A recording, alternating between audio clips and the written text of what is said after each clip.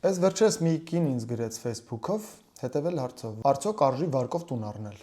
Դա լավ է թե վատ։ Ասում եմ եկամտահարկի վերադարձով եք ուզում առնեք։ Ասում է չգիտեմ։ Ասում եմ ձեր եկամուտները եւ ծախսերը ինչքան է, տարբերությունը ինչքան է։ Ասում է չգիտեմ։ Ասում է նայած էլի դե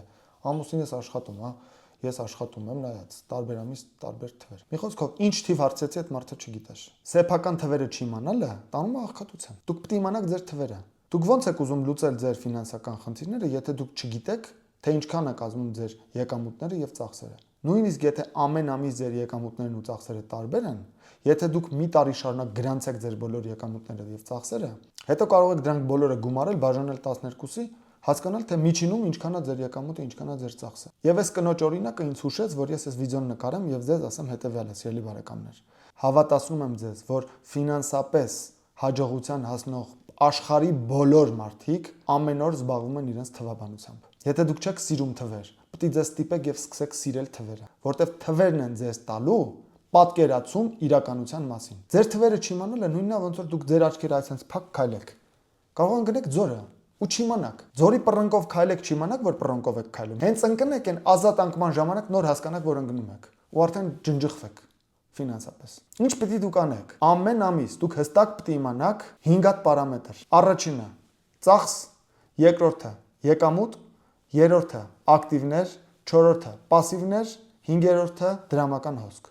Այս 5 բանը դուք պետք է անգիր իմանաք։ Ձեր եկամուտը ձեր աշխատավարձն է։ Հիմնականում ձեր աշխատավարձն է լինելու ձեր եկամուտը։ Ծախսերը ամենամսյա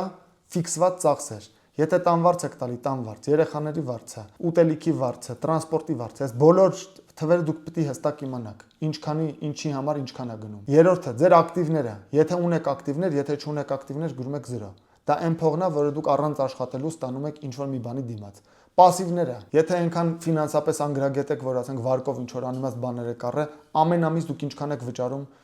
այդ անիմաստ բաների համար, դրանք ձեր պասիվներն են։ Եվ այդ ամեն ինչի արդյունքում ձեր cash flow-ն ինչքան է։ Դրական է թե բացասական։ Դուք ամեն ամիս ավելի շատ ծախսում եք, թե վաստակում եք։ Կարող է պարզվի դուք ավելի շատ ծախսում եք։ Այդ դեպքում դուք պետք է կտրեք ձեր ծախսերի մի մասը։ Կարող է պարզվի ավելի շատ վաստակում եք։ Այդ դեպքում չի նշանակում, որ պետք է ձեր ծախսերը ավելացնեք։ Հակառակը պետք է փորձեք էլ ավելի շատ վաստակել։ Եթե շատ եք ծախսում, էլի պետք է փորձեք ավելի շատ վաստակել։ Բայց դուք չեք իմանա, թե վարկով կարող եք տուն առնել, թե չառնել, թե դա ձեզ ձեռնտու կլինի, թե ձեռնտու չի լինի, եթե դուք ոչ մի բան չգիտեք ձեր թվերի մասին։ Հատկացրեք ձեր ամեն օրից 20-30 րոպե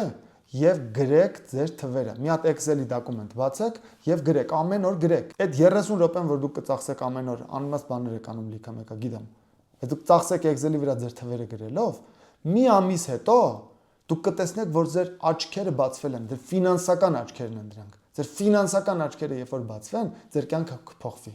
Սիրելի բարեկամներ, կարճ ծանուցում, եթե այս վիդեոն տեսնում եք Instagram-ում կամ TikTok-ում, սեղմեք bio-ի մեջ link կա։ Եթե Facebook-ում է, ուրեմն վիդեոյի նկարագրության մեջ։ Լրացրեք ձեր մեյլը եւ անունը, ու ես ձեզ պարբերաբար շատ օգտակար կոնտենտ կուղարկեմ։